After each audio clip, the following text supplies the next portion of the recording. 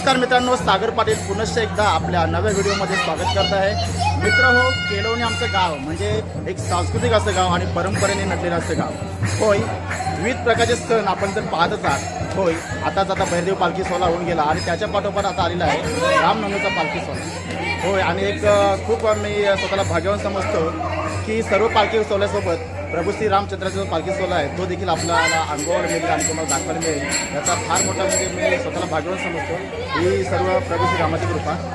चला आता कसं आहे की अयोध्येमध्ये आपले प्रभू श्रीरामांचे भव्य असे मंदिर जवळजवळ 500 वर्षांनी स्थापन झाले, परंतु आपल्याला प्रभू श्री रामचंद्राबद्दल ज्या मंदिराने जी भक्ती जागवली त्या रामचंद्राचा मंदिराचा जो पालखी सोहळा आहे तो आज आपण या व्हिडिओद्वारे अनुभवणार आहोत। तेव्हा व्हिडिओ हा कंटिन्यू पाहत राहा आणि आता आपण जाऊया प्रभू श्री रामचंद्राच्या मंदिरामध्ये। जय श्रीराम। आता आपण प्रभू श्री रामचंद्रांच्या मंदिराजवळ आलेलो आहोत होय। हेच ते मंदिर, त्या मंदिराचा फार मोठा असा जल्लोष होतो। आपण दुपारी नव्हतो, परंतु आता संध्याकाळचा जो पालखी सोहळा आहे तो आपण पाहावयास आलो आणि सर्वप्रथम आपण प्रभू श्री रामचंद्रांचे दर्शन करून घेऊया।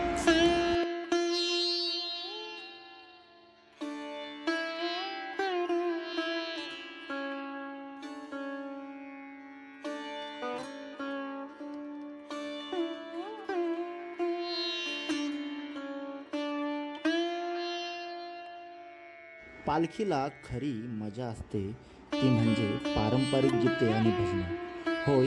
केलवणीमध्ये तुम्हाला अजूनही अशी पारंपरिक भजने व पारंपरिक गीते दिसतील आणि नुसता केलवणीमध्येच नाही तर तुम्हाला रायगड जिल्ह्यात कुठल्याही पालखीला जा नक्कीच मिळतील, ते तर आपण पाहतच आहोत।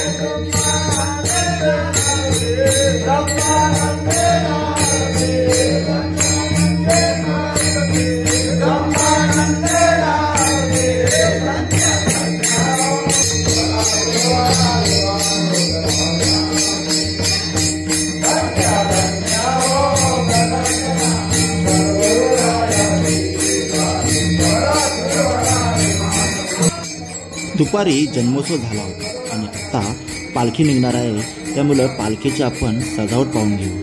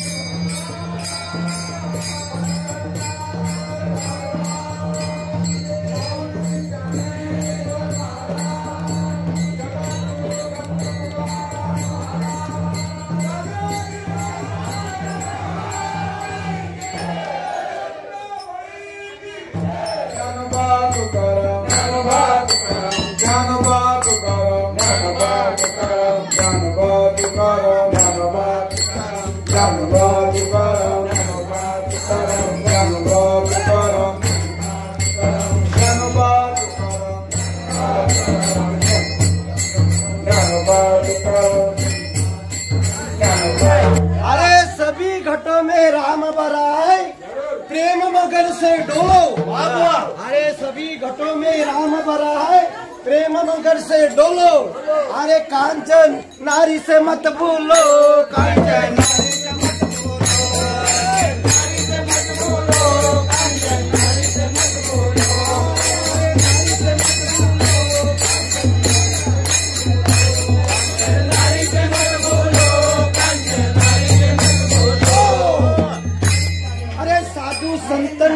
पंगत बैठी, अरे साधु संतन की पंगत बैठी, अरे अमृतवाणी बोलो, अरे अमृतवाणी बोलो, कांचन नारी से मत बोलो।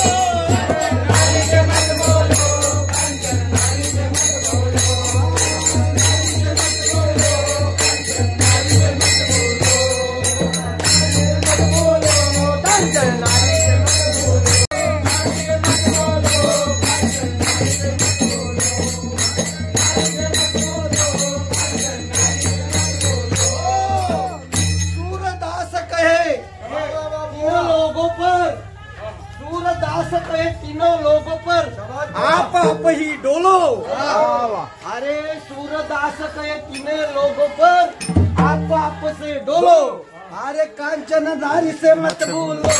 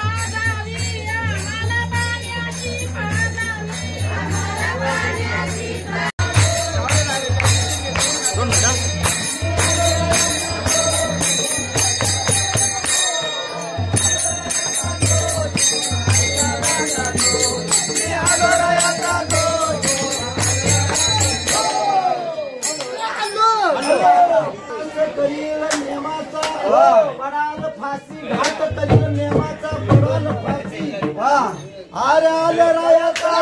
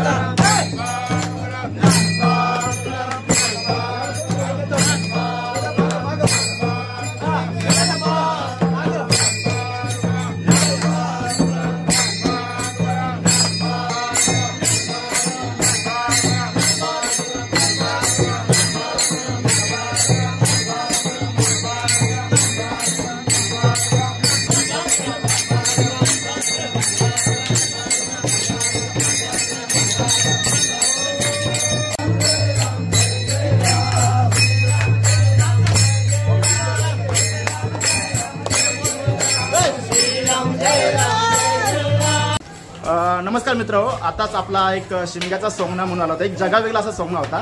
तर त्याच्यातील मुख्य जे पात्र आहे ते आता आपल्याला भेटेल. भाऊ थांबा एक नंबर. भाऊ नाव सांगा एकदा तुमचं.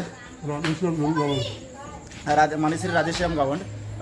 खऱ्या अर्थाने म्हणजे एक जगावेगळा असा सोंगणा जो आपण पाहिला होता शिमग्यामध्ये. मी तुम्हाला खूप खूप धन्यवाद देतो. कारण कसं आहे की सोंगण्याची जी परंपरा होती ती जवळजवळ आपल्या गावातून नष्ट झाली होती, परंतु तुमच्यामुळे ती पुनर्जीवित झाली. त्याबद्दल मी तुमचे खूप खूप धन्यवाद देतो. कारण अशी कला असणे फार गरजेचं आहे. कधी कधी कदाचित आपण हसण्यावर घालू, पण मी खरोखर सांगतो एक कलाकार त्याच्या गावाची शान वाढवतो. धन्यवाद.